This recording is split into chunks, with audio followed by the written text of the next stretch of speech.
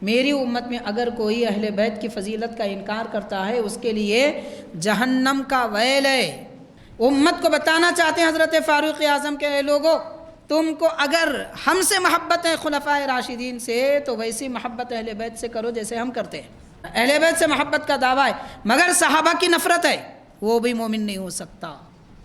یہ درمیانی پہلو، توسط کا پہلو، اعتدال کا پہلو اہل سنت کا پہلو ہے، اور یہی ہم کو سب اکابر اور بزرگوں نے سکھایا ہے۔ حضرت فاروق اعظم نے میری اولاد کے لیے میرے دروازے بند ہو سکتے ہیں، نبی کی اولاد کے لیے میرے دروازے ہمیشہ کھلے ہیں۔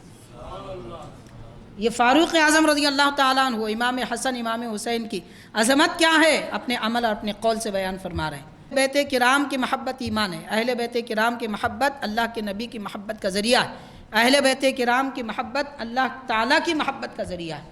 مطلب یہ ہوا کہ وہ قریش کے جو کافر تھے وہ کافر اس لیے ہیں کہ وہ آپ سے محبت نہیں کرتے، ان کے دل میں اہل بیت کی محبت ہوتی تو وہ بھی مومن ہو جاتے۔ اگر اس میں صحابہ یا اہل بیت یا ان میں سے کسی ایک کا نام نکال دیا جائے، ان کا ذکر ہٹا دیا جائے، وہ درود نامکمل ہوتا ہے۔ اس پر امام احمد بن حنبل فرماتے ہیں 90 تابعین کا اتفاق ہے۔ والصلاة والسلام علی سید الانبیاء والمرسلین وعلی آلہ واصحابہ اجمعین۔ قال اللہ تعالی فی کلامہ القدیم ان اللہ وملائکتہ یصلون علی النبی یا ایہا الذین آمنوا صلوا علیہ وسلموا تسلیما۔ اللہم صلی علی سیدنا محمد وعلی آلہ واصحابہ افضل صلواتک وعدد معلوماتک وبارک وسلم۔ محترم حاضرین، معزز سامعین، السلام علیکم ورحمۃ اللہ وبرکاتہ۔ ماہ محرم الحرام اسلامی سال کا پہلا مہینہ ہے، عظمت اور حرمت والے مہینوں میں اس کا شمار ہوتا ہے۔ اس مہینے میں روزے رکھنے کی فضیلتوں میں بتایا گیا ہے کہ رمضان المبارک کے بعد افضل ترین روزے ماہ محرم کے روزے ہیں۔ اہل ایمان کو چاہیے کہ اس مہینے میں روزوں کی کثرت کیا کریں، خاص کر عاشورے کے دن کا روزہ 10ویں محرم، عاشورے دن کا روزہ رکھنا یہ سنت مؤکدہ ہے، مگر اس کے ساتھ ایک روزہ اضافہ کرنا بھی سنت مؤکدہ ہے، چاہے وہ 9ویں محرم کا روزہ اضافہ کیا جائے یا 11ویں محرم کا، تو 10 کا روزہ تو رکھنا سنت مؤکدہ ہے، اس کے ساتھ ایک دن اضافہ کرنا۔ بہرحال 2 روزے رکھنا اس مہینے میں عاشورے کے دن کے ساتھ ایک روزہ اور اضافہ کرنا سنت ہے۔ حاضرین، ماہ محرم کا خاص تعلق اہل بیت کرام سے، محرم الحرام کا خاص تعلق ہے اہل بیت کرام سے۔ اس مہینے کی 10ویں تاریخ کو سید الشہداء امام عالی مقام حضرت امام حسین رضی اللہ تعالیٰ عنہ کی شہادت میدان کربلا میں واقع ہوئی، اور آپ کے اہل بیت گھر بار کے افراد، بڑے کم عمر شیر خوار بچوں کو بھی اس معرکے میں شہید کر دیا گیا۔ آج ہم اہل بیت کرام کے فضائل کے متعلق احادیث شریفہ اور کچھ اصحاب کرام کے اقوال و احوال بیان کرنے کی سعادت حاصل کریں گے۔ حاضرین کرام، قرآن مجید میں اللہ تبارک و تعالیٰ نے ویسے اہل بیت کرام کی فضیلتیں بیان فرمائی ہیں، ان میں سے 2 خاص آیتیں۔ ایک اللہ تعالیٰ نے فرمایا، اے نبی صلی اللہ علیہ وسلم آپ فرما دیجئے لا اسألکم علیہ اجرا الا المودۃ فی القربہ، یعنی اے لوگو، میں نے جو تمہیں اسلام دیا، ایمان دیا، اللہ تعالیٰ کی پہچان دی، رب کی معرفت عطا کی، اس کا میں تم سے کوئی بدلہ نہیں چاہتا۔ دنیا میں جتنے نبی آئے، کوئی نبی پیغام خداوندی پہنچانے کے لیے کوئی بدلہ نہیں مانگے، تو حضور بھی وہی فرما رہے کہ میں تم سے اس کے بدلے میں کچھ نہیں چاہتا مگر یہ کہ تم میرے قرابت داروں سے محبت رکھو۔ تو اہل بیت، قرابت دار، حضور کے رشتہ داروں سے محبت رکھنا یہ ایمان کا ایک جز ہے۔ حاضرین کرام، قرآن مجید میں دوسرے مقام پر اللہ تعالیٰ نے فرمایا سورہ احزاب میں کہ انما یرید اللہ لیذھب عنکم الرجس اہل البیت ویطہرکم تطہیرا، اللہ تعالیٰ بس یہی ارادہ کرتا ہے کہ اے میرے نبی کے گھر والوں، اللہ تعالیٰ تمہیں برائیوں سے، ناپاکیوں سے دور رکھے اور تمہیں نہایت پاک و صاف رکھے۔ حاضرین، یہ دو آیت کریمہ اہل بیت کرام کی فضیلت اور ان کی عظمت، ان کی بلندی کو بتاتی ہیں۔ قرآن پاک کی آیات سے اہل بیت کرام کی طہارت اور ان کی پاکیزگی ثابت ہے۔ اہل بیت کرام دراصل حضور نبی پاک علیہ الصلوۃ والسلام کے رشتہ دار ہیں، حضور نبی پاک علیہ الصلوۃ والسلام کے چچا ہیں، حضور نبی پاک صلی اللہ علیہ وسلم کے نواسے ہیں، پیارے آقا صلی اللہ علیہ وسلم کے شہزادے شہزادیاں ہیں، نبی پاک علیہ الصلوۃ والسلام کے چچیرے بھائی ہیں، حضور پاک علیہ الصلوۃ والسلام کے خاندانی افراد اور امہات المؤمنین کو اہل بیت کہتے ہیں۔ حاضرین، ان اہل بیت میں خاص افراد جو ہیں وہ اصحاب ردا یا اصحاب کسا کہلاتے ہیں۔ وہ خاص چار ہیں: حضرت علی، حضرت فاطمہ، حضرت امام حسن، امام حسین رضی اللہ عنہم اجمعین۔ تو یہ حضرات اصحاب کسا، اصحاب ردا کہلاتے ہیں اہل بیت کرام میں سے۔ نبی پاک صلی اللہ علیہ وسلم کی 11 ازواج مطہرات امہات المومنین بھی اہل بیت میں سے ہیں۔ حضور کے چچا حضرت عباس، حضرت حمزہ رضی اللہ تعالی عنہما، یہ بھی اہل بیت پاک میں سے ہیں۔ یہ خود حضور نے فرمایا، میں جتنی باتیں عرض کر رہا ہوں سرکار نے فرمایا یہ اہل بیت ہے، امہات المومنین اہل بیت ہے، میرے چچا اہل بیت ہے، اور شہزادے شہزادیاں اہل بیت ہیں، حضرت علی، فاطمہ، حسن و حسین رضی اللہ عنہم اجمعین اہل بیت ہیں۔ سرکار نے جو فرمایا میں وہ آپ کو بتا رہا ہوں، حدیث پاک ہے یہ سب۔ تو بہرحال حاضرین، نبی پاک علیہ الصلوۃ والسلام کے اہل بیت کی فضیلت کیوں ہے؟ اس لیے کہ وہ نبی کے گھر والے ہیں، اس لیے کہ وہ نبی کی مقدس بیویاں ہیں، اس لیے کہ وہ ہمارے آقا کے نواسے ہیں، اس لیے کہ وہ ہمارے آقا کی بیٹیاں اور ان کے شہزادے ہیں، اس لیے کہ وہ ہمارے آقا صلی اللہ علیہ وسلم کے چچا ہیں، اس لیے کہ وہ ہمارے آقا صلی اللہ علیہ وسلم کے نواسے ہیں، نواسیاں ہیں۔ تو اس وجہ سے وہ اہل بیت ہیں۔ نبی پاک صلی اللہ علیہ وسلم کو اللہ نے عظمتیں دی، اہل بیت کو بھی عظمتیں عطا فرمائی، کیونکہ وہ حضور سے تعلق رکھتے ہیں تو حضور کی عظمتیں ہیں ان کے اندر منتقل ہوئی۔ نبی پاک صلی اللہ علیہ وسلم کو اللہ نے سیادت دی، سرداری عطا فرمائی، اہل بیت کو اللہ نے سرداری عطا فرمائی کہ وہ حضور کے اہل بیت ہیں۔ اور نبی پاک صلی اللہ علیہ وسلم کو اللہ نے شجاعت، بہادری عطا فرمائی، اہل بیت کو بہادری اور شجاعت عطا فرمائی کہ وہ نبی کے اہل بیت ہیں۔ اللہ کے نبی صلی اللہ علیہ وسلم کے فضائل رب نے بیان کیے، اہل بیت کے فضائل حضور نے بیان فرمائے۔ تو حاضرین، ہمارے آقا صلی اللہ علیہ وسلم اہل بیت کرام کے متعلق کیا فضیلتیں بیان فرمائی، وہ چند روایتیں میں آپ کے گوشے گزار کر رہا ہوں۔ کنز العمال کی حدیث ہے، فضائل اہل البیت مجملاً، اس باب میں فرمایا، حضرت سیدنا علی رضی اللہ تعالیٰ عنہ فرماتے ہیں نبی پاک صلی اللہ علیہ وسلم نے امام حسن، امام حسین رضی اللہ تعالیٰ عنہما کے ہاتھ تھامے اور فرمایا من احبنی و احب ہذین، کہ جو مجھ سے محبت رکھے ان دونوں سے، یعنی امام حسن امام حسین سے محبت رکھے، و اباہما و امہما، اور ان کے والد ان کی والدہ سے محبت رکھے، یعنی حضرت علی، حضرت فاطمہ رضی اللہ عنہم اجمعین سے محبت رکھے، تو حضور نے فرمایا کان معی فی درجتی یوم القیامہ، وہ قیامت کے دن میرے ساتھ میرے درجے میں ہوگا۔ نبی پاک صلی اللہ علیہ وسلم کا درجہ مطلب حضور پاک صلی اللہ علیہ وسلم کا درجہ تو اتنا بلند ہے کہ وہاں تک کوئی پہنچ نہیں سکتا، مگر اہل بیت سے محبت کرنے والوں کو خاص درجے عطا کیے جائیں گے۔ اللہ کے نبی اپنے کرم سے ان کے درجے میں تشریف لا کر ان کو اپنی زیارت سے نوازیں گے، تو اس لیے وہ میرا درجہ حضور نے فرمایا، ورنہ کوئی حضور کے درجے میں نہیں ہوتے۔ ہاں، خادم کی طرح جو درجے میں ہوتے ہیں، جیسے نبی پاک صلی اللہ علیہ وسلم کی صحبت میں صحابہ کرام، غلام صحابہ کرام خدمت کرتے تھے، کم عمر بچے صحابہ خدمت کرتے تھے، تو جیسے خادم کی حیثیت سے حضور کے ساتھ رہتے تھے، ویسے ہی اہل بیت سے، امام حسن امام حسین سے، حضرت علی حضرت فاطمہ سے محبت کرنے والے حضور پاک علیہ الصلوۃ والسلام کے ساتھ ہوں گے، خادم بن کر، حضور کے پروردہ بن کر، حضور کے کرم فرمودہ بن کر ہوں گے۔ تو یہ نبی پاک صلی اللہ علیہ وسلم نے فرمایا۔ اور ایک حدیث شریف ہے، یہ بھی سیدنا علی رضی اللہ تعالیٰ عنہ فرماتے ہیں، ارشاد فرمایا حضور نے مجھے بتایا ان اول من يدخل الجنت، کہ جنت میں سب سے پہلے میرے اہل بیت میں جو داخل ہوں گے، سرکار فرماتے ہیں انا و فاطمۃ والحسن والحسین، کہ میں، فاطمہ، حسن و حسین رضی اللہ عنہم اجمعین۔ تو سرکار فرماتے ہیں سب سے پہلے ہم جنت میں داخل ہوں گے۔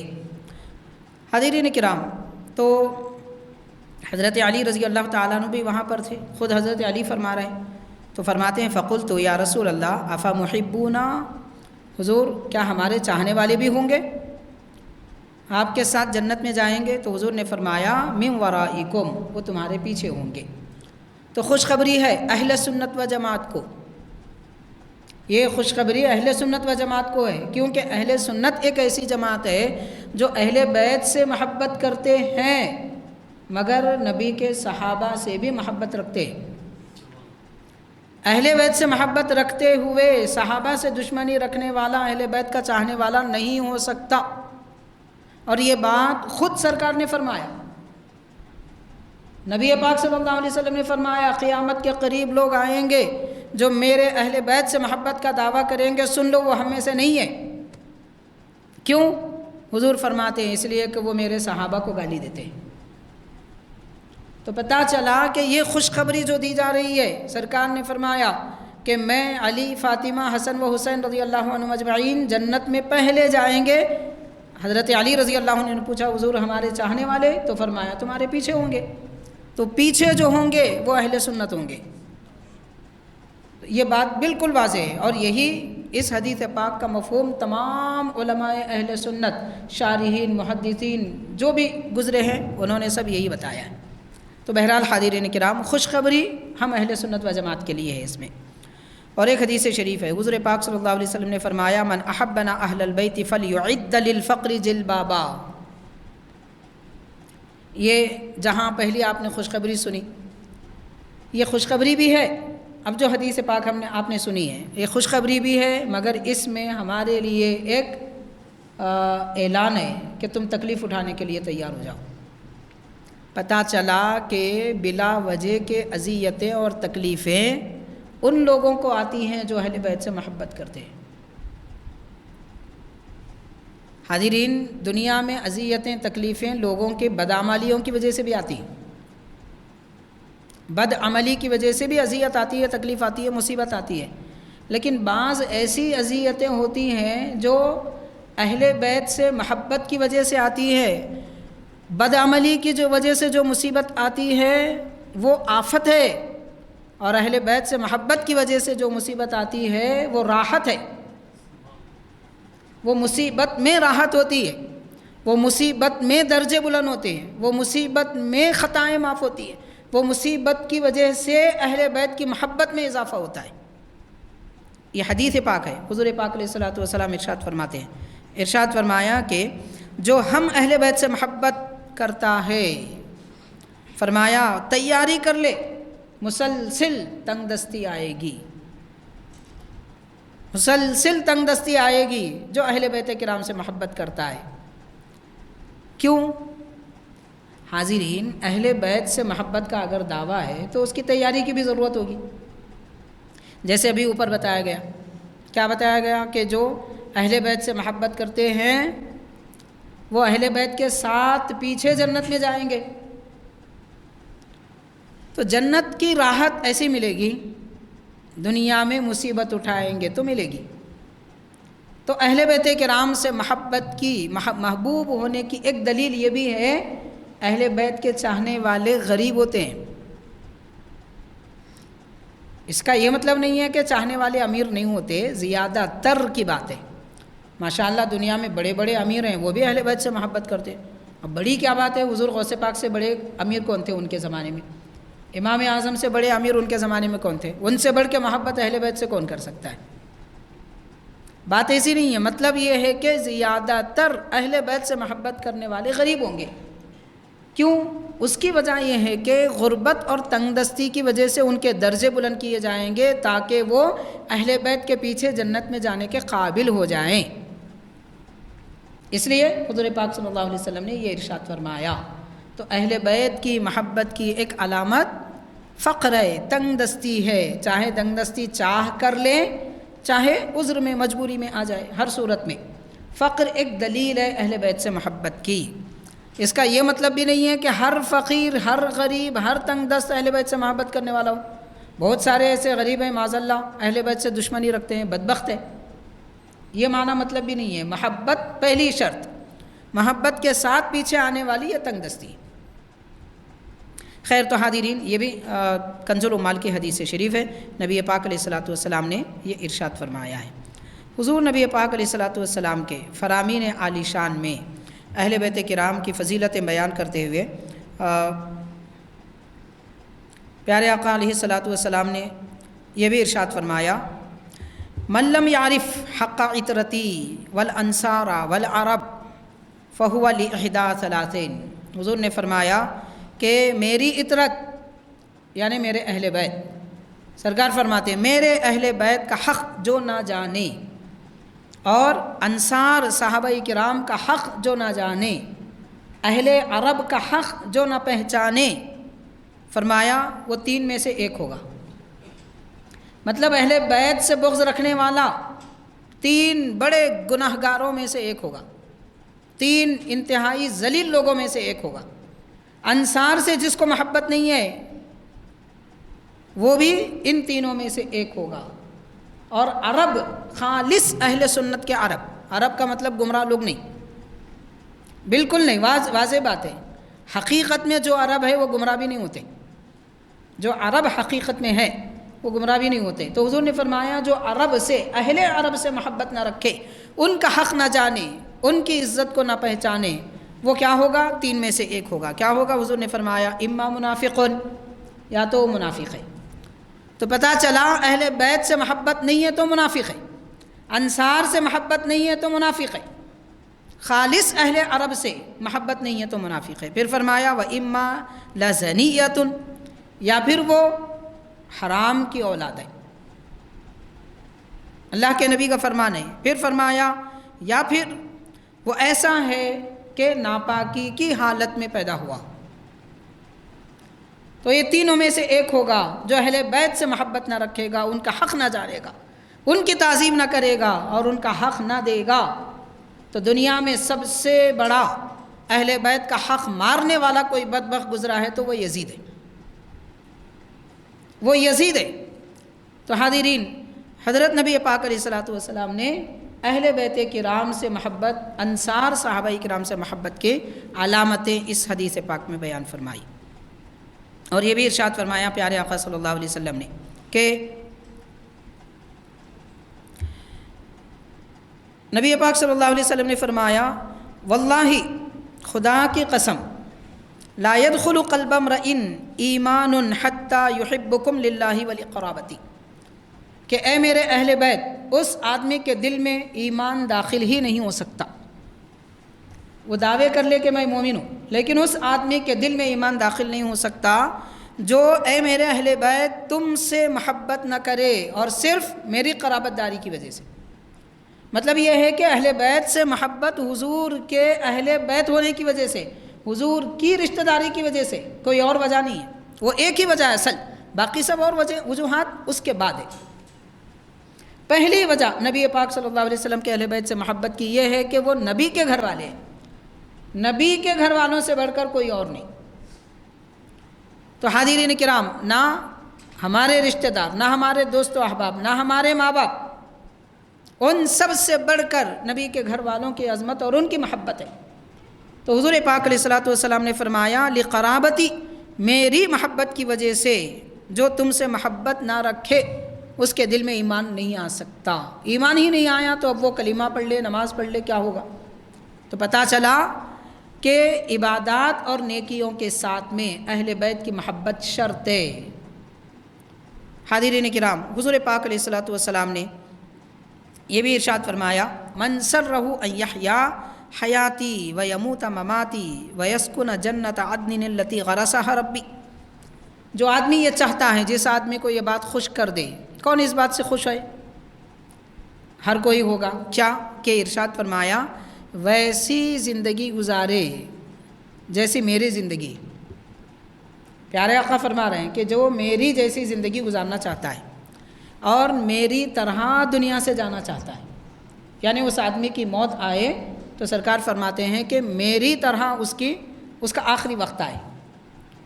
ارشاد فرمایا اور وہ اس جنت میں رہے جس کو جنت عدن کہتے ہیں، اس جنت میں رہے کہ جس کے پودے رب نے اگائے،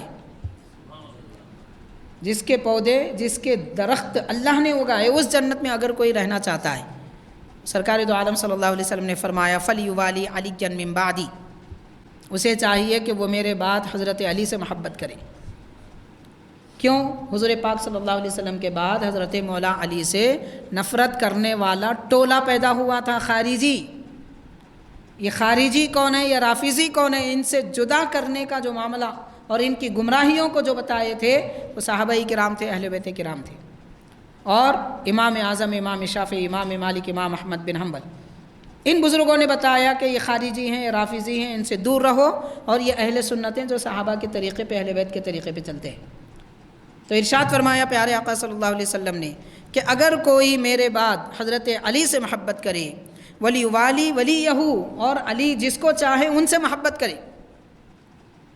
حضرت مولا علی امام حسن کو چاہتے ہیں، ان سے محبت کرے، امام حسن کو چاہتے ہیں، ان سے محبت کرے، حضرت فاطمہ کو چاہتے ہیں، ان سے محبت کرے، مولا علی اپنے شہزادے شہزادیوں کو چاہتے ہیں، ان سے محبت کرے، مولا علی حضرت صدیق اکبر کو چاہتے ہیں، ان سے محبت کرے، مولا علی فاروق اعظم عثمان غنی کو چاہتے ہیں، ان سے محبت کرے، تو ان سے بھی محبت کرے جن سے علی محبت کرے۔ سرکار فرماتے ہیں کہ وَلْيَقْتَدِ بِأَهْلِ بَيْتِي مِن بَعْدِي، میرے بعد میرے اہل بیت کی پیروی کرے۔ اگر کوئی ایک عمل کرے گا تو وہ جنت میں عالی مقامات پر ہوگا، جس کو جنات عدن کہتے ہیں۔ اور سرکار فرماتے ہیں کہ حضرت علی سے، حضرت علی کے چاہنے والوں سے، چہیتوں سے جو محبت کرے گا وہ میری طرح زندگی گزارے گا۔ فرمایا دنیا سے میں جیسے رخصت ہوا ویسی سلامتی کے ساتھ دنیا سے جائے گا۔ پتہ چلا اہل بیت کی محبت، مولا علی کی محبت اور مولا علی کے چاہنے والوں کی، چہیتوں کی محبت ایمان کے ساتھ دنیا سے آدمی کو رخصت کرتی ہے۔ اہل بیت کرام کی یہ فضیلتیں پیارے آقا نے فرمایا۔ کیوں اہل بیت سے محبت کیوں؟ خود سرکار ارشاد فرماتے ہیں، کنز المال کی حدیث ہے، حدیث نمبر 34,198۔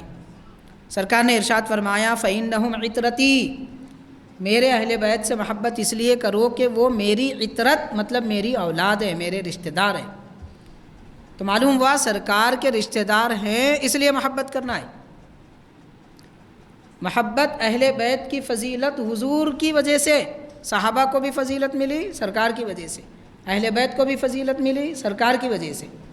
ساری دنیا کی فضیلتوں کا دار و مدار ہمارے آقا حبیب کریم صلی اللہ علیہ وسلم کی وجہ سے۔ تو ارشاد فرمایا کیونکہ وہ میری عطرت ہیں، اور خلقوا من طینتی، اس لیے کہ وہ جو پیدا ہوئے ہیں، حضور فرماتے ہیں رب نے جس مٹی سے مجھے بنایا، میری اولاد کو، یعنی حضرت فاطمہ اور حضرت زینب، حضرت ام کلثوم، حضرت رقیہ، حضرت ابراہیم، حضرت قاسم، حضرت عبداللہ، سرکار کے شہزادے شہزادیاں، سرکار فرماتے ہیں ان کو رب نے میری مٹی سے بنایا، یعنی جس پاک مٹی سے پیارے آقا کا جسم مبارک بنا، اس مٹی سے نبی کے شہزادے شہزادیوں کو بنایا گیا۔ تو حضور فرماتے ہیں کیونکہ وہ میری طینت سے پیدا ہوئے ہیں۔ اور یہ بھی ارشاد فرمایا وَرُزِقُوا فَهْمِي وَعِلْمِي، میری سمجھ، میرا فہم، میرا علم ان کو دیا گیا، اس لیے ان کی پیروی کرو۔ حاضرین، یہاں بات یاد آ رہی ہے کہ حضرت بانی جامع نظامیہ شیخ الاسلام رحمۃ اللہ علیہ نے فرمایا امام اعظم ابو حنیفہ رحمۃ اللہ علیہ کی فقہ حنفی یہ ایسی فقہ ہے کہ اس میں اہل بیت کا علم بھی ہے، صحابہ کا علم بھی۔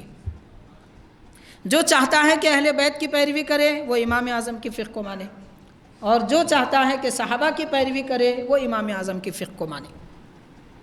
تو فقہ حنفی خاص کر اہل بیت کرام اور صحابہ کرام دونوں کے علم و فہم کا مجموعہ ہے، حضرت بانی جامع نظامی رحمۃ اللہ علیہ نے لکھا ہے۔ خیر، تو حاضرین، ارشاد فرمایا، حضور فرماتے ہیں کہ میرے اہل بیت سے محبت اس لیے کرو کہ ان کو میرا علم دیا گیا اور ان کو میری سمجھ دی گئی۔ اس کے بعد ارشاد فرمایا فویل للمکذبین بفضلہم من امتی، میری امت میں اگر کوئی اہل بیت کی فضیلت کا انکار کرتا ہے اس کے لیے جہنم کا ویل ہے۔ منافقین کو جہنم کے جس وادی میں ڈال دیا جائے گا وہ وادی اہل بیت سے، ان کی فضیلتوں کا انکار کرنے والوں سے، ان کے لیے ہے، فضیلتوں کا انکار کرنے والوں کے لیے۔ اور کس کے لیے؟ القاطعین فیہم صلتی، حضور نے فرمایا کہ میں نے حکم دیا میرے اہل بیت سے صلہ رحمی کرو، تعلق اچھا رکھو، جیسے خلفائے راشدین ان سے اچھا تعلق رکھتے تھے۔ انشاءاللہ اگلے نے اس کے بعد والے جمعہ میں ہم بتائیں گے صحابہ کرام اہل بیت سے کیسا تعلق رکھتے تھے، ان کے لیے کیسے اپنی جان نچھاور کرتے تھے، ان کی خدمت کس طریقے سے کرتے تھے۔ آنے والے جمعہ میں انشاءاللہ امام عالی مقام امام حسن امام حسین رضی اللہ تعالیٰ عنہما کے احوال اور ان کی فضیلتیں ہم بیان کریں گے۔ عاشورے کا دن بھی ہوگا انشاءاللہ تعالیٰ۔ اس کے بعد ہم صحابہ کرام اہل بیت سے کیسا تعلق رکھتے وہ بھی بیان کریں گے۔ تو حضور فرماتے ہیں کہ ان سے میں نے جو صلہ رحمی کرنے کا، تعلق رکھنے کا حکم دیا تھا، جو لوگ اسے کاٹتے ہیں ان کے لیے جہنم ہے۔ اہل بیت سے تعلقات کو توڑتے ہیں۔ تو بہرحال حاضرین کرام، یہ اہل بیت کرام کی فضیلتیں نبی پاک علیہ الصلاۃ والسلام نے بیان فرمائی، اور من جملہ ان فضیلتوں کے پیارے آقا علیہ الصلاۃ والسلام نے جو فضیلتیں اہل بیت کے بارے میں ذکر فرمائی، اور ایک حدیث شریف ہے حضور پاک صلی اللہ علیہ وسلم نے فرمایا، صحیح مسلم کی حدیث ہے، یوشک ان یأتینی رسول ربی عز وجل، یہ آخری وقت حضور فرما رہے ہیں، ارشاد فرمایا ان قریب اللہ تعالیٰ کی طرف سے ایک فرشتہ میرے پاس آئے گا، یعنی حضرت اسرائیل علیہ السلام۔ تو دیکھیے آپ، صحیح مسلم کی حدیث ہے، روح قبض کرنے کے لیے جو فرشتہ آنے والا ہے اس کے آنے سے پہلے حضور جانتے ہیں، فرما رہے ہیں کہ ان قریب ایک فرشتہ میرے پاس آئے گا، یہ آخری وقت حضور فرما رہے تھے۔ تو پتہ چلا جو سمجھتے ہیں کہ اللہ کے نبی کو غیب کی بات نہیں معلوم، اسرائیل کب آتے ہیں حضور یہ بھی جانتے ہیں۔ اللہ کے نبی صلی اللہ علیہ وسلم نے فرمایا ان قریب ایک فرشتہ اللہ تعالیٰ کی طرف سے میرے پاس آ گیا، اے لوگو اب میں جانے والا ہوں، فرمایا انی تارک فیکم ثقلین، بھاری وزنی عظیم عظمتوں والی دو باتیں میں تمہارے درمیان چھوڑے جا رہا ہوں۔ کیا ہے؟ ارشاد فرمایا اولہما کتاب اللہ عز وجل، پہلی بات یہ کہ اللہ کی کتاب قرآن مجید، تو قرآن مجید تم تھامے رکھو۔ ارشاد فرمایا فیہ الہدی والنور، قرآن پاک میں ہدایت ہے، قرآن پاک میں نور ہے۔ آج لوگ قرآن مجید سے دور ہیں اس لیے گمراہ ہو رہا ہے، اور آج لوگ قرآن پاک سے دور ہیں اس لیے اندھیرے میں اتنے اندھیرے میں ہیں کہ ان کو ہدایت بھی نہیں معلوم ہو رہی ہے، صحیح راستہ بھی نہیں معلوم ہو رہا ہے، حلال حرام کی تمیز ختم ہو گئی، جہاں سے پیسہ ملا مارو، چاہے کوئی کہ ستایا جائے، ظلم کیا جائے، کسی کو تکلیف ہو جائے، بس پیسہ لو بٹورو، یہ فکر آج ہو گئی ہے۔ کمائی کے لیے کوئی تمیز باقی نہیں رہی، جس طریقے سے وہ لوگوں کو پھنسایا جا رہا ہے، منصوبے بنا کے پھنسا رہے ہیں اور ان کو پریشان کر دے رہے ہیں، پھر ان سے پیسے بھی لوٹ رہے ہیں۔ تمیز نہیں ہے لوگوں کے پاس حلال حرام کیا ہوتا ہے۔ پھر باتیں ایسی ہوتی ہیں کہ سننے والا سن کے بولے کیا بڑا اللہ والا ہے، کتنا بڑا اللہ کا خوف ہے، افسوس کی بات ہے۔ بہرحال حاضرین کرام، قرآن پاک سے دوری ہو گئی، اس وجہ سے یہ سب ظلمتوں میں لوگ گھرے ہوئے۔ تو ارشاد فرمایا اس میں ہدایت ہے، اس میں نور ہے۔ فخذوا بکتاب اللہ واستمسکوا، اللہ کی کتاب کو پکڑو، اچھا تھامو۔ کلام خداوندی کو تھامنے والا گمراہ نہیں ہو سکتا، کلام خدا کو تھامنے والا اندھیرے میں نہیں رہ سکتا، اس کا دل روشن ہوتا ہے، اس کی آنکھیں بھی روشن ہوتی ہیں۔ بہرحال حاضرین، ایک تو یہ فرمایا، اس کے بعد ارشاد فرمایا وَأَهْلُ بَيْتِي، دوسری جو چیز میں تمہارے درمیان بھاری وزنی عظیم برکت عظمت والی چیز چھوڑے جا رہا ہوں، وہ میرے گھر والے اہل بیت ہیں۔ نبی پاک صلی اللہ علیہ وسلم کے اہل بیت کے بارے میں حضور نے فرمایا، اس کے بعد فرمایا اذکرکم اللہ فی اہل بیتی، کہ اے لوگو میرے اہل بیت کے بارے میں میں تمہیں اللہ کو یاد دلاتا ہوں۔ مطلب ان سے کوئی معاملہ کرنا ہے، ان کے بارے میں کچھ سوچنا ہے، ان کے بارے میں کچھ بولنا ہے، اس سے پہلے اللہ کو یاد رکھو کہ اللہ تعالیٰ تمہاری بات جانتا ہے، سنتا ہے، تمہارا دل کا حال جانتا ہے، کہیں تم ان کے بارے میں کوئی غلط بات تو نہیں کہہ رہے۔ اہل بیت کرام کے بارے میں یاد رکھو اللہ تبارک و تعالیٰ کو۔ مطلب کیا ہے اس کا معنی؟ وہ مطلب کیا ہے؟ ایک بڑے شارح اس حدیث پاک کی شرح کرتے ہوئے فرماتے ہیں وَحَذِّرُكُمُ اللَّهَ فِي شَأْنِ أَهْلِ بَيْتِي، کہ اے لوگوں، حضور فرما رہے ہیں کہ میں میرے اہل بیت کی شان، ان کی عظمت کے بارے میں اللہ تعالیٰ سے تم کو ڈراتا ہوں اور تم سے کہتا ہوں اللہ سے ڈرو، ان کو تکلیف نہ دو، اہل بیت کرام کو تکلیف نہ ہو، کسی بھی قسم کی ہو۔ جو اہل بیت کو تکلیف دیتا ہے تو حاضرین وہ ایمان کامل مومن نہیں ہو سکتا۔ اہل بیت کرام کو غلطی سے بھی اگر کسی سے تکلیف کا عمل ہو جائے توبہ استغفار کر لینا چاہیے، جان بوجھ کے کرنا تو بڑی خطا ہے۔ پھر ارشاد فرمایا فاحفظوہم، کہ اے لوگو ان کی حفاظت کرو اور ان کے بارے میں تم اچھی نگہداشت کرو۔ نبی پاک صلی اللہ علیہ وسلم یہ ارشاد فرماتے ہیں۔ تو بہرحال حضور پاک علیہ الصلوۃ والسلام نے یہ ارشاد فرمایا۔ اور ایک حدیث پاک ہے، نبی پاک صلی اللہ علیہ وسلم نے فرمایا والذی نفسی بیدہ، اس ذات کی قسم جس کے قبضہ قدرت میں میری جان ہے، لا یبغضون اہل البیت رجل الا ادخلہ اللہ النار، کہ ہم اہل بیت سے جو بھی بغض رکھے گا، نفرت رکھے گا، اللہ تعالیٰ اس کو دوزخ میں ڈالے گا۔ تو حاضرین، اہل بیت، ایک مومن کا دوسرے مومن سے بغض رکھنا بھی جائز نہیں ہے۔ کسی مومن کے دل میں کسی مومن کے بارے میں نفرت ہو، برائی ہو، یہ بھی جائز نہیں ہے۔ پھر نبی کے گھر والوں کے ساتھ برائی رکھنا یہ کتنا بڑا گناہ ہوگا، پھر نبی کے صحابہ کا بغض دل میں رکھنا یہ کتنا برا ہوگا۔ حضور پاک علیہ الصلوۃ والسلام نے اپنے صحابہ، اپنے اہل بیت دونوں کے متعلق فرمایا کہ ان کے بارے میں بغض نہ رکھو، ان کے بارے میں برا نہ کہو، ان کے بارے میں نفرت نہ رکھو، کیونکہ اللہ کے نبی نے ان کو پالا پوسا، اللہ کے نبی نے ان کو سنوارا ہے، اس لیے ان کی طرف برائی کی نسبت نہیں کی جا سکتی۔ حاضرین، اور ایک حدیث پاک میں آتا ہے، حضور نبی پاک علیہ الصلوۃ والسلام نے ارشاد فرمایا، حضرت نبی پاک علیہ الصلوۃ والسلام نے سیدہ فاطمہ زہرا رضی اللہ تعالی عنہا سے ارشاد فرمایا کہ اے فاطمہ، میں نے اللہ تعالیٰ سے وعدہ لیا ہے، اللہ تبارک و تعالیٰ آپ کو اور آپ کی ذریت کو دوزخ سے دور رکھے۔ مطلب یہ ہے کہ حضرت سیدہ کائنات اور آپ کے اولاد امجاد، ان کے بارے میں مومن کو کامل یقین رکھنا ہے کہ وہ جنتی، ان کے بارے میں شک نہیں ہے۔ معاذ اللہ، کسی بھی مومن کے بارے میں، عام لوگوں کے بارے میں شک ہو سکتا ہے کہ وہ جنتی ہے یا نہیں ہے۔ مومن کو دعا تو کرنا چاہیے کہ اللہ اسے جنت دے، لیکن یقین نہیں ہو سکتا کہ جنتی ہے۔ جنتی ہونے کا یقین اہل بیت کرام کے لیے، سرکار نے ارشاد فرمایا علی جنتی ہے، فاطمہ جنتی ہے، جنتی عورتوں کی سردار ہیں، حسنین کریمین جنتی نوجوانوں کے سردار ہیں۔ یہ صرف جنتی نہیں ہیں بلکہ ان کی وجہ سے لوگ جنت میں جائیں گے، یہ مرتبہ ان کو عطا کیا گیا ہے۔ پھر حضور پاک صلی اللہ علیہ وسلم نے فرمایا ابو بکر جنتی ہیں، عمر جنتی ہے، عثمان جنتی ہیں، علی جنتی ہیں، ابو عبیدہ بن جراح جنتی ہیں، سعد بن ابی وقاص جنتی ہیں، عبد الرحمن بن عوف جنتی ہیں، سعید بن زید جنتی ہیں۔ 10 صحابہ کرام کے نام لے کر سرکار نے ارشاد فرمایا عشرہ مبشرہ یہ جنتی۔ حضرت خدیجہ، حضرت عائشہ رضی اللہ تعالی عنہما کے نام لے کر حضور نے فرمایا یہ جنتی ہیں۔ تو ان سب کے بارے میں یقین ہے کہ یہ جنتی ہے۔ یہ ایمان کے اجزاء میں سے ایک جز ہے، عقیدوں میں سے ایک بنیادی عقیدہ ہے کہ ان سب حضرات کو، نبی کے گھر والوں کو، اہل بیت کرام کو اور عشرہ مبشرہ ازواج مطہرات کو یقینی طور پر جنتی ماننا۔ باقی کل صحابہ کے بارے میں حضور نے فرمایا وہ جنتی ہیں، جن کے نام نہیں بیان کیے، تو کل صحابہ جنتی ہیں، یہ عقیدہ ہے۔ پھر نام لے لے کر ان کا یہ جنتی ہیں عقیدہ ہے، ان کے بعد اللہ کے حوالے۔ بہرحال حاضرین کرام، جو بزرگ ہیں، اولیاء اللہ ہیں، علماء دین ہیں، صالحین ہیں، ان کے بارے میں ہم کیا کلام کر سکتے ہیں، ان کے بارے میں کیا شک پیدا ہو سکتا ہے۔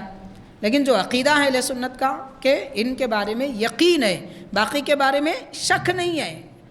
یقین الگ چیز ہوتی ہے، شک نہ ہونا الگ بات ہے۔ یقین کے بعد ایک درجہ آتا ہے، اس کو کہتے ہیں ظن غالب۔ یقین کے بعد ظن غالب، ظن غالب کے بعد میں ظن، پھر ظن کے بعد شک۔ یہ جو ہمارے دل میں کیفیتیں بدلتی ہیں اس کی تقریباً 14 حصے ہیں۔ دل جو بدلتا ہے یقین اور شک کی کیفیت میں، تو وہ 14 حصے ہیں۔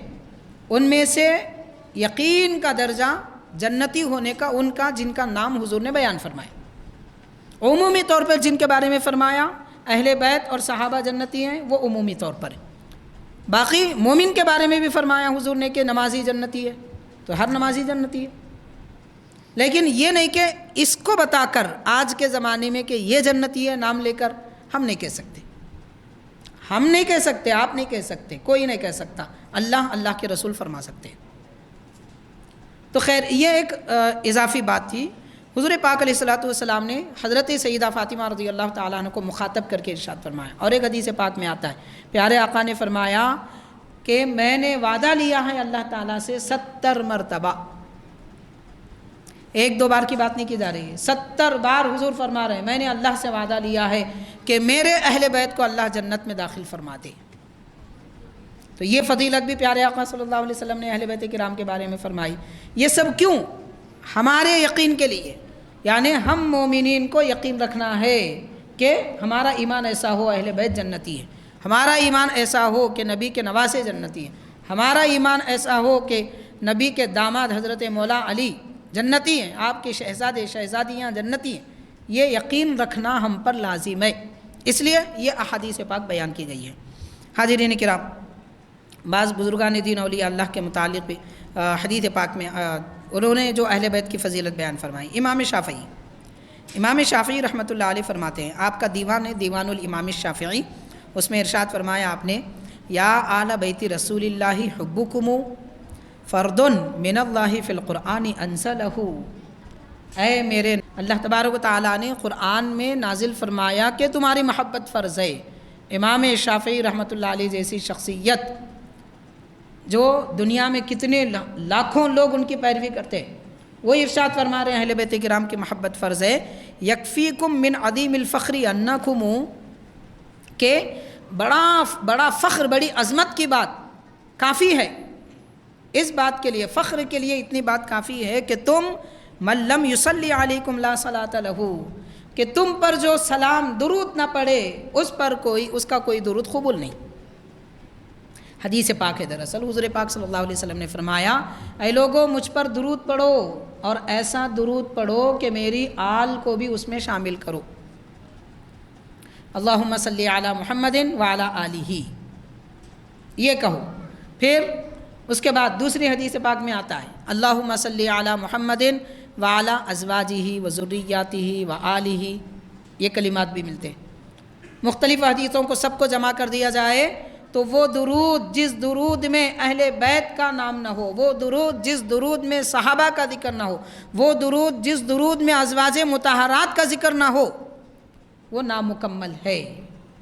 تو حضرت امام شافعی رحمۃ اللہ علیہ اسی طرف اشارہ فرما رہے ہیں۔ تو خیر حاضرین کرام، اور ایک بڑے بزرگ ہیں، 4 اماموں میں سے ایک امام حضرت امام احمد بن حنبل رحمۃ اللہ علیہ، وہ ارشاد فرماتے ہیں، تابعین میں تقریباً 90 بڑے بڑے اکابر بزرگوں کا اس بات پر اتفاق ہے، اس بات پر اتفاق ہے کہ ان السنت التی هو توفی عنہ رسول اللہ صلی اللہ علیہ وسلم، کہ حضور پاک علیہ الصلوۃ والسلام جو عقیدہ مومنین کو دے کر تشریف لے گئے،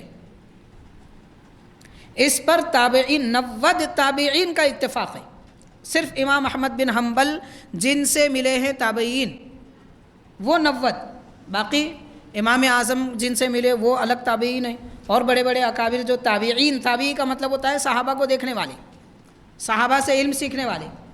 تو امام احمد بن حنبل رحمۃ اللہ علیہ فرماتے ہیں، حضور پاک صلی اللہ علیہ وسلم نے اہل سنت کو یہ عقیدہ دیا آخری وقت بھی کہ تمام اصحاب رسول کے لیے درود، تمام اصحاب رسول کے لیے نبی پر درود کے ساتھ درود پڑھا جائے اور ان کے لیے رحمہ اللہ رضی اللہ عنہم کہا جائے، اس پر اتفاق ہے۔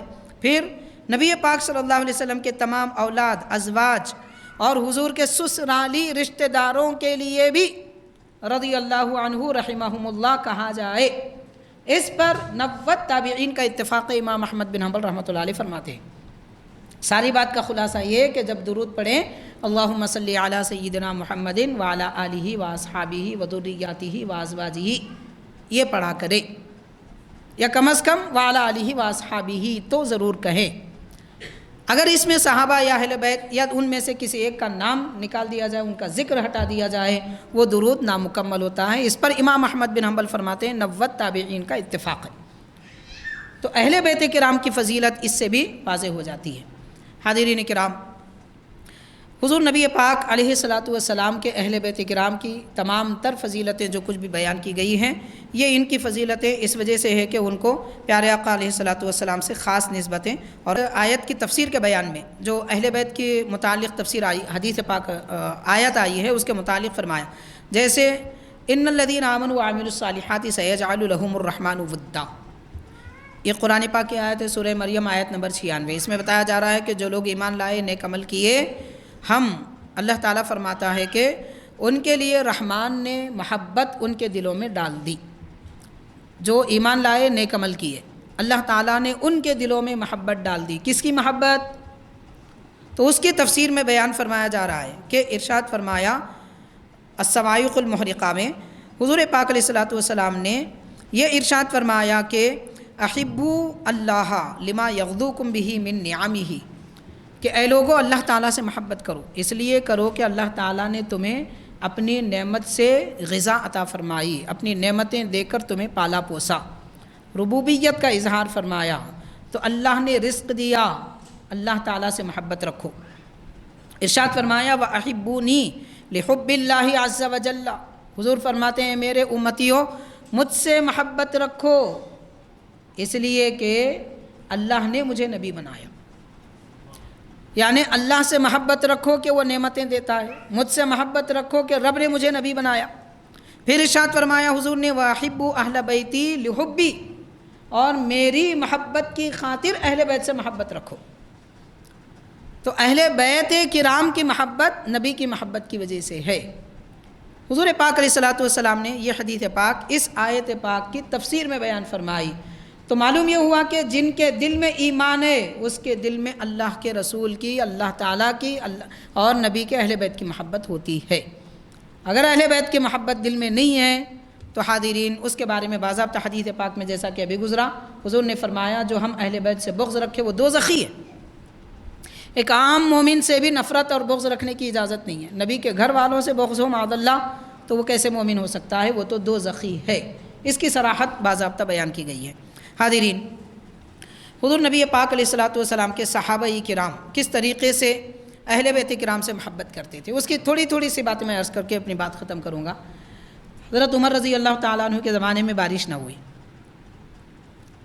تو عمر رضی اللہ تعالیٰ عنہ نے، صحیح بخاری کی حدیث ہے، حضرت عمر رضی اللہ تعالیٰ عنہ نے حضرت عباس رضی اللہ عنہ نبی پاک صلی اللہ علیہ وسلم کے چچا ہیں، ان کو آگے کیا، سارے صحابہ پیچھے کھڑے رہے۔ حضرت عمر نے دعا کی اللہم انا کننا نتوسل الیک بنبیک وانا نتوسل الآن بعم نبیک، کہ پروردگار ہم تیرے دربار میں تیرے نبی کا وسیلہ لیتے تھے اور اب نبی کے چچا ہیں حضرت عباس، ان کا وسیلہ لے کر دعا کرتے ہیں مولا بارش عطا فرما۔ حضرت عمر نے دعا کی حضرت عباس کا وسیلہ لے کر اور فوراً بارش ہوئی۔ یہ اہل سنت کا اتفاق ہے، حضرت عمر رضی اللہ تعالیٰ عنہ حضرت عباس رضی اللہ عنہ سے بھی افضل ہے، اس میں کوئی شک کی بات نہیں ہے، وہ خلیفہ دوم ہے، حضرت ابو بکر کے بعد سب سے بہترین شخصیت، مگر اس کے باوجود سرکار کے چچا کا وسیلہ لے کر آپ دعا کرتے ہیں۔ امت کو بتانا چاہتے ہیں حضرت فاروق اعظم کے اے لوگوں، تم کو اگر ہم سے محبت ہے خلفائے راشدین سے تو ویسی محبت اہل بیت سے کرو جیسے ہم کرتے ہیں۔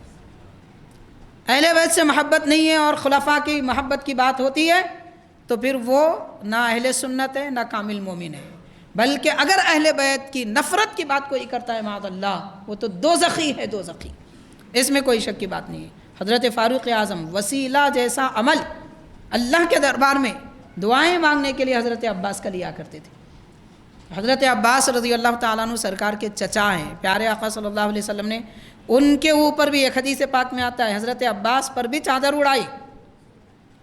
الصواعق المحرقہ میں حضرت ابن حجر حیثمی رحمۃ اللہ علیہ لکھتے ہیں حدیث پاک، حضرت عباس پر حضور نے چادر اڑائی اور فرمایا مولا یہ پروردگار ان سے میں محبت کرتا ہوں، مولا تو بھی ان کو اپنا محبوب بنا لے۔ تو حضور پاک صلی اللہ علیہ وسلم نے حضرت عباس رضی اللہ تعالیٰ عنہ کے بارے میں یہ دعا فرمائی تھی، سرکار جیسی ان کی تعظیم کرتے تھے، ان سے محبت فرماتے تھے، حضرت عمر نے دیکھا تھا اس لیے وسیلہ لے کر آپ دعا کرتے ہیں۔ حاضرین، سیدنا عمر رضی اللہ تعالیٰ عنہ اپنے دولت خانے میں جلوہ افروز تھے۔ حضرت امام حسن رضی اللہ تعالیٰ عنہ کسی غرض سے آئے، دیکھا کہ ان کے شہزادے باہر کھڑے ہیں، عبداللہ بن عمر رضی اللہ عنہ۔ امام حسن نے پوچھا کیا بات ہے آپ باہر کھڑے ہیں؟ تو کہنے لگے کہ اندر امیر معاویہ رضی اللہ تعالیٰ عنہ بات کر رہے ہیں فاروق اعظم سے، اس لیے میں باہر کھڑا ہوں۔ حضرت امام حسن چلے گئے، کچھ دیر کے بعد فاروق اعظم رضی اللہ تعالیٰ عنہ باہر آئے، شہزادے نے عرض کیا کہ امام حسن آئے تھے۔ روایت میں آتا ہے کہ حضرت فاروق اعظم ان کے پیچھے دوڑے، راستے میں ملے اور کہنے لگے کہ میرے نبی کے شہزادے آپ آئے تھے اور واپس جا رہے ہیں، آپ اندر کیوں نہیں آئے؟ تو امام حسن کا ادب دیکھیے، کہتے ہیں کہ آپ نے اپنے شہزادے کو باہر ٹھہرایا تھا، میں سمجھا کہ میں کیسے اندر آ سکتا ہوں، میں کیسے اجازت لے سکتا ہوں؟ تو فرمایا حضرت فاروق اعظم نے میری اولاد کے لیے میرے دروازے بند ہو سکتے ہیں، نبی کی اولاد کے لیے میرے دروازے ہمیشہ کھلے ہیں۔ یہ فاروق اعظم رضی اللہ تعالیٰ عنہ، امام حسن امام حسین کی عظمت کیا ہے اپنے عمل اور اپنے قول سے بیان فرما رہے ہیں۔ تو اگر اہل بیت کرام خلفائے راشدین سے محبت ہے، اہل بیت کی محبت بھی ایمان کا حصہ ہے۔ خلفاء سے یا صحابہ سے محبت کا دعویٰ اہل بیت کی محبت نہیں ہے تو معاذ اللہ وہ کیسے مومن ہو سکتا ہے؟ اہل بیت سے محبت کا دعویٰ ہے مگر صحابہ کی نفرت ہے، وہ بھی مومن نہیں ہو سکتا۔ یہ درمیانی پہلو، توسط کا پہلو، اعتدال کا پہلو اہل سنت کا پہلو ہے، اور یہی ہم کو سب اکابر اور بزرگوں نے سکھایا ہے۔ بہرحال حاضرین، اور ایک روایت میں آتا ہے حضرت عباس رضی اللہ تعالیٰ عنہ حضور پاک صلی اللہ علیہ وسلم کی خدمت میں آئے، شکایت کرنے لگے کہ یا رسول اللہ صلی اللہ علیہ وسلم، جب میں کسی مقام سے گزرتا ہوں تو قریش کے کچھ لوگ ہیں کہ مجھے دیکھ کر اپنا چہرہ بدل لیتے ہیں۔ کافر منافق تھے، صحابہ کرام کے بارے میں نہیں کہا جا رہا ہے، بدگمانی کریں گے تو تباہی ہو جائے گی۔ ابھی آپ نے سنا صحابہ کتنی محبت کرتے تھے، انشاءاللہ ہم آگے بتائیں گے بھی دیگر اور صحابہ کرام کا اہل بیت کے ساتھ کیا معاملہ تھا۔ تو خیر حاضرین، صحابہ مراد نہیں ہے، بعض بیوقوف انسان ایسی روایتیں پڑھ لیتے ہیں تو صحابہ کہتے ہیں، معاذ اللہ۔ یہ مشرک تھے اس زمانے کے، قریش تھے، قبیلہ قریش کے لوگ۔ روایت میں باضابطہ بیان بھی کیا جا رہا ہے، سوائق المحرقہ میں، کہ جس کی روایت بیان کی جاتی ہے کہ وصح ان العباس شکا الی رسول اللہ صلی اللہ علیہ وسلم ما یلقون من قریش من فی وجوہہم، یعنی حضرت عباس رضی اللہ تعالیٰ عنہ قریش کے کچھ لوگوں کے چہرے پر جو ان کے ناراضی یا پھر چہرہ بدلنے کو دیکھے تھے، اس کی وجہ سے ان کو شکایت ہوئی۔ آ کر حضور سے عرض کرنے لگے، فغضب رسول اللہ صلی اللہ علیہ وسلم شدیداً، نبی پاک علیہ الصلوۃ والسلام سخت ناراض ہوئے۔ اللہ کے نبی کی ناراضی رب کی ناراضی ہے۔ تو ارشاد فرمایا پیارے آقا نے، حتیٰ احمر وجہہ، یہاں تک کہ حضور کا چہرہ انور لال ہو گیا، سرخ ہو گیا، اور ودر عرق بین عینیہ، حضور کے دو آنکھوں کے درمیان میں پسینہ آ گیا۔ جب سرکار دو عالم صلی اللہ علیہ وسلم ناراض ہوتے یا بہت زیادہ خوش ہوتے، دونوں صورتوں میں سرکار کی جبین مبارک پر، اس حصے کو جبین کہتے ہیں، جبین مبارک پر اور آنکھوں کے درمیان اس حصے پر پسینہ آتا تھا جو موتیوں کی طرح نورانی چمکتا تھا۔ تو پسینہ بھی آ گیا۔ حضور پاک صلی اللہ علیہ وسلم نے اس وقت فرمایا، والذی نفسی بیدہ، اس ذات کی قسم جس کے قبضہ قدرت میں میری جان ہے، لا يدخل قلب رجل الایمان، ایمان کسی آدمی کے دل میں نہیں آتا، حتی یحبکم للہ ولرسولہ، جب تک کہ اے میرے گھر والو، اے میرے چچا، حضور فرما رہے ہیں کہ آپ سے اللہ اور اس کے رسول کے لیے یہ لوگ محبت کریں گے تو ایمان آئے گا، ورنہ نہیں آئے گا۔ مطلب کیا؟ مطلب یہ ہوا کہ وہ قریش کے جو کافر تھے، وہ کافر اس لیے ہیں کہ وہ آپ سے محبت نہیں کرتے، ان کے دل میں اہل بیت کی محبت ہوتی تو وہ بھی مومن ہو جاتے۔ حدیث کا مطلب غلط لے سکتے ہیں لوگ، اس لیے میں صحیح مطلب بتا رہا ہوں۔ تو بہرحال حاضرین کرام، اہل بیت کرام کی محبت ایمان ہے، اہل بیت کرام کی محبت اللہ کے نبی کی محبت کا ذریعہ ہے، اہل بیت کرام کی محبت اللہ تعالیٰ کی محبت کا ذریعہ ہے۔ جو مومن یہ چاہتا ہے دنیا میں اللہ کے نبی کے کرم سے بڑی سلامتی کے ساتھ دنیا سے رخصت ہو جائے، ایمان سلامت لے جائے، اسے چاہیے کہ وہ اہل بیت کرام سے محبت کرے۔ اور بہت ساری فضیلتیں ہیں انشاءاللہ تعالی، حسنین کریمین کی فضیلتیں اگلے جمعہ ہم بیان کرنے کی کوشش کریں گے۔ اللہ تعالیٰ ان سب کا فیضان برکتیں ہم سب کو عطا فرمائے، ان کے تصدق میں ہماری مغفرت فرمائے، دنیا و آخرت میں ہم سب کو عزت اور ان کے نقش قدم پر چلنے کی توفیق عطا فرمائے۔